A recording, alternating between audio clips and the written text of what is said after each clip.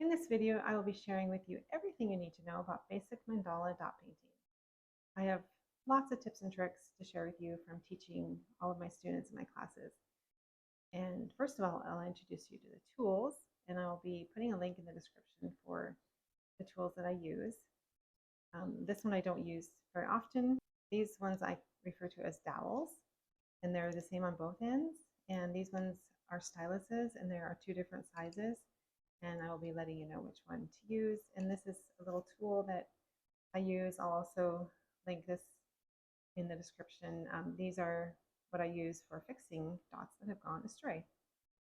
So that's the tools. And I like to number my paint pots, and just from 1 to 6.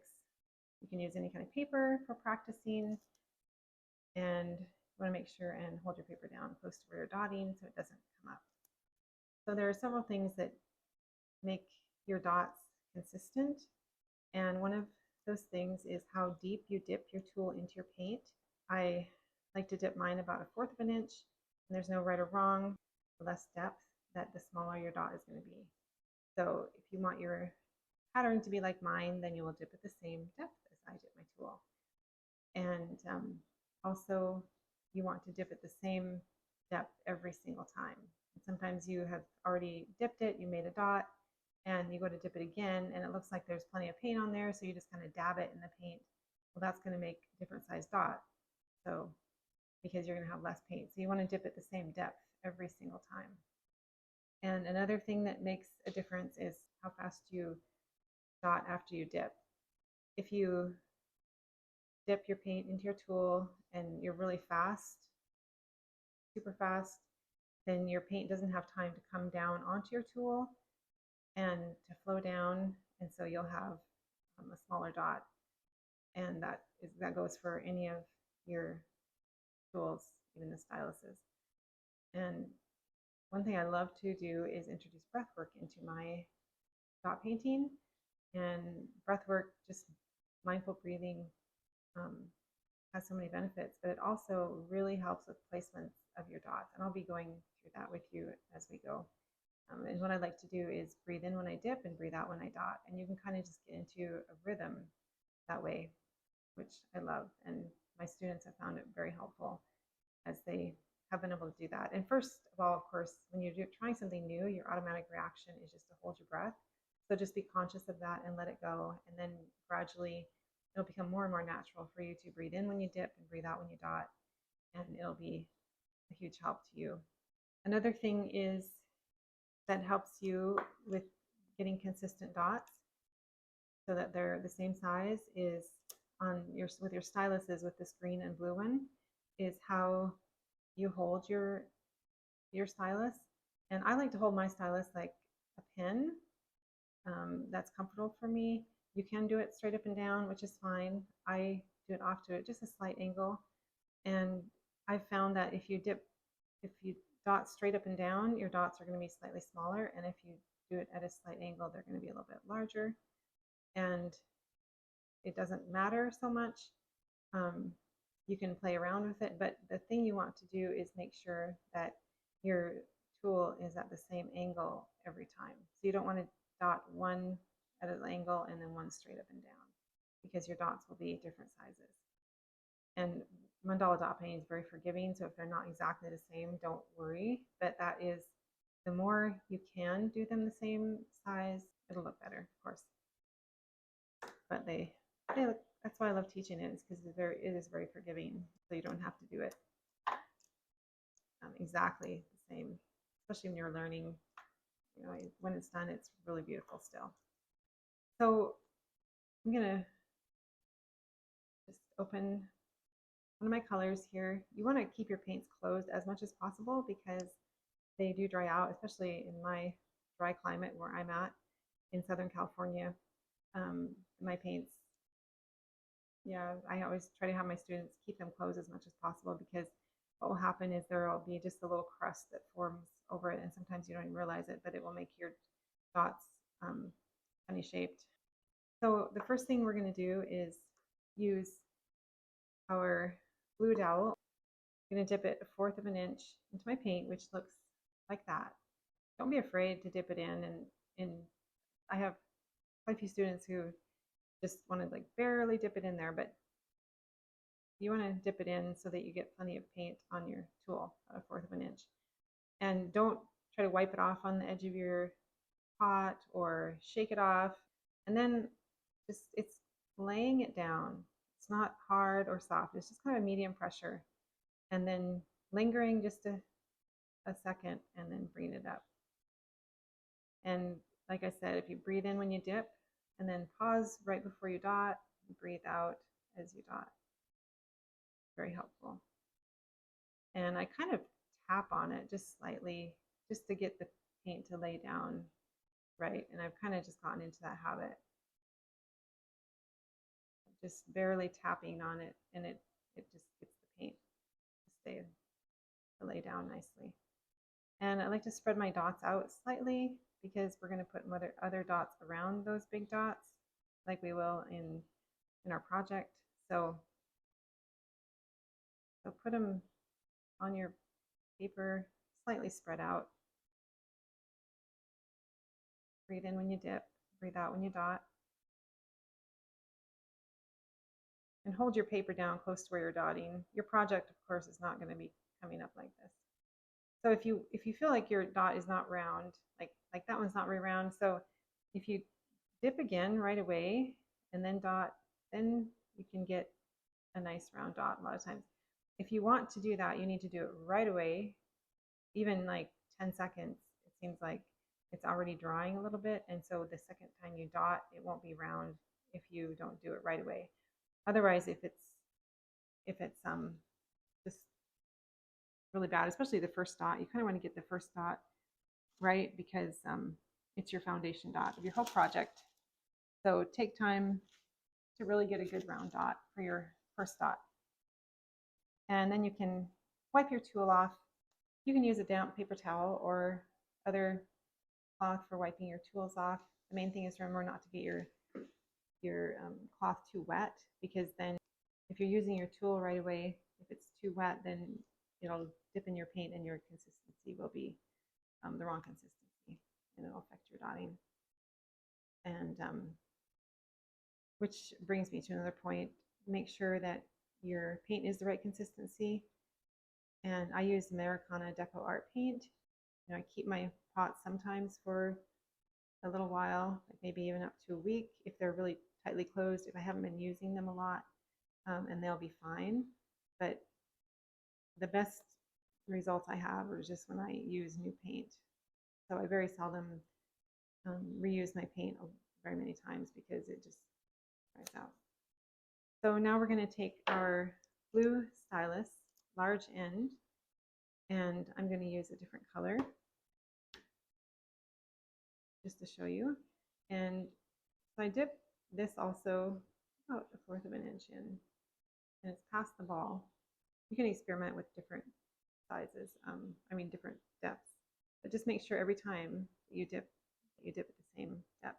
And I'm going to put one dot close but not touching to each of these dots that I made here.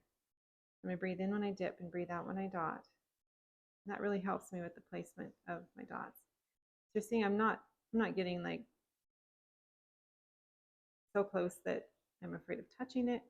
But if you don't get your dots close, then your pattern is going to spread out and you might not even be able to fit it onto your project. So you want to get it, you'll get the feel of it after a while of how far you need to be away, but you want to get it fairly close like that. And so is this as well. I dip it in and then I breathe in when I dip, breathe out when I dot, and then just pause slightly before I dot.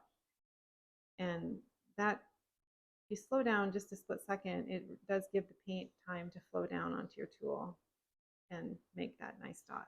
And then I'm going to flip it over and I'm going to use the small end. If you feel like you're not getting enough paint on your tool for these, I'm going to do some walking dots, which is when you dip once and dot more than once.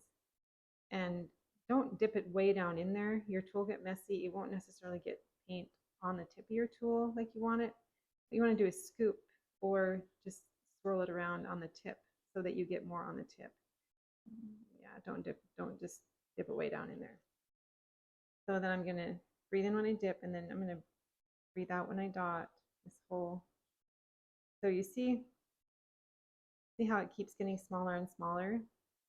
And then I dip again, and to the other side of that dot we made, I'm going to dot around this other side. And I can do a whole out breath on my row of walking dots. Really good. So I'm going to dip again and close but not touching. You also want to have your walking dots close but not touching, and it takes a little practice to get them so that they're all the same distance from each other and close the right distance, and you can just play around with that for a while. So, and then I'm going to teach you how to make swooshes, and at first these are a little bit challenging, and my students at first are like, oh no, swooshes, but as we have more classes and they learn how to do them more, they learn to love them, and they're one of my favorite things to do. I love how they look, and they're fun once you get to figure them out. And this paper is a little bit rougher than some of the things like ceramic and mugs they're so much easier for swooshes because they just flow. But it's actually good to practice on paper first because it's a little bit more challenging, then it seems easier, right, when you do your project. So I'm scooping and swooshing for longer ones. For short ones, you just want to dip in and then swoosh because you don't want to have too much paint for the little tiny ones. But these are fairly good sized dots. So I'm going to scoop and swoosh. I'm going to scoop, scoop, scoop. And then what you want to do is drag it, but you want to use a light touch and slow. So I'm going to go like this. I'm going to double back and go really slow. I count to 5. 1, 2, 3, 4, 5. And that drags it out really nicely. And one thing that I've learned to do, and I'm going to actually put a dot on this side and show you. So you have to pretend that dot's not there, okay? Actually, what I'm going to do is I'm going to show you how to fix dots because I want to get rid of that one. I use Americana Deco Art Lamp Black for fixing my dots, and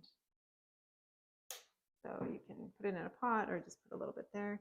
And so what I do, if the dot is still wet, I just roll it on the dot like this, roll it, and that just takes it off. But if it's already dried, take your black paint and then dip it in there and then daub it on a paper just to get that so it's not globby. And then you can just fix that dot right like that. And it's just like magic. And then it'll dry fast. So that's how you can fix your dots. So I put a dot there.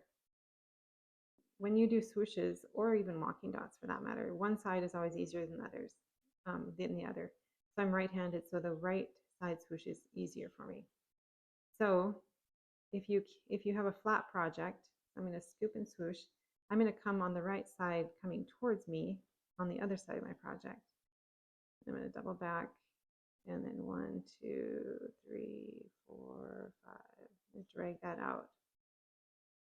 So if I have a round rock, for instance, I have a big dot here and a big dot here, then I'm going to do the right side coming towards me. I'm going to do the right side going away from me on this side. And then as I turn it, I'll keep doing that, and I'll never have to do a left-sided swoosh. So that is one tip I've learned that's very helpful. And so then, like I said, then you can turn your project as you turn your project. Then it's easier to do. You can always do the right. So going back, I'm going slow and light touch. That is the key to get longer swooshes. One of the keys. And this is what you don't want to do. So I've learned through experience that you very seldom, it's very hard to go back like this and fix the tip of your swoosh. It's better just to take it off and redo it. Otherwise, you won't get that tip on there nice and sharp. And that's what you want. So if you don't get that, take it off and just redo it. The next thing I'm going to teach you is how to make teardrops. And I'm going to scoop again. Like I want lots of paint on my tool. So I'm going to scoop in there, and then I'm going to actually put it on my paper and tap a couple times just to get the paint down there. And if you want even more, like a bigger teardrop, you can do it again if you do it right away, like I said, otherwise before it dries. So I'm gonna put it down, and then I'm gonna take the small end of my blue stylus, and I'm going to come from the middle of my drop of paint, drag it, and then go up one side and then come back down. So you see I'm not making very many strokes, and I found that's really important. The tendency seems to be to do like this, to drag, and then you don't get that nice point on there. So take it from the center of your dot where you have your paint, drag it down, come back up, and then down again. So the fewer strokes you can do, the better, because you want that nice sharp point on there. So you can, that's another thing that you can practice. And another fun thing is making hearts. So I'll take 2 dots and I'll have them touching each other. And I'll take my blue stylus, small end, and just from the center of that dot, kind of this, not the center, I drag the paint from the center and then I take it down the edge, and then from the center of the dot I fill it in, and there you have a heart. That's fun. So here are the basic tips and tricks that I have learned, and I'm so happy to pass them on to you as you begin your mandala dot painting journey.